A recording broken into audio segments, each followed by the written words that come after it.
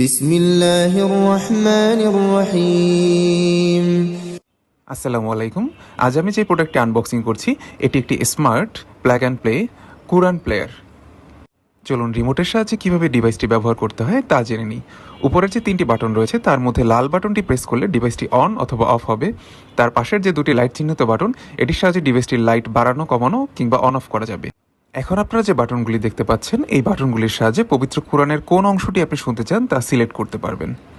এই বাটনটির সাহায্যে তিলাওয়াত চালু বা বন্ধ করা, ভলিউম কমানো, ভলিউম বাড়ানো, পরের তিলাওয়াত আগের তিলাওয়াত প্লে করতে পারবেন।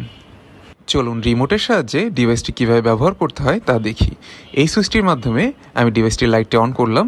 রাতে ব্যবহার ক্ষেত্রে এই লাইটটি রুমের ডিম লাইট হিসেবে ব্যবহার করা যাবে এবং রিমোটের সাহায্যে লাইটের আলো বাড়ানো কমানো সব কিছু নিয়ন্ত্রণ করতে পারবেন। এবার চলুন রিমোটটির সাহায্যে ডিভাইসটিতে একটি তেলাওয়াত শুনে দেখি। أعوذ بالله من الشيطان الرجيم بسم الله الرحمن الرحيم إذا وقعت الواقعة।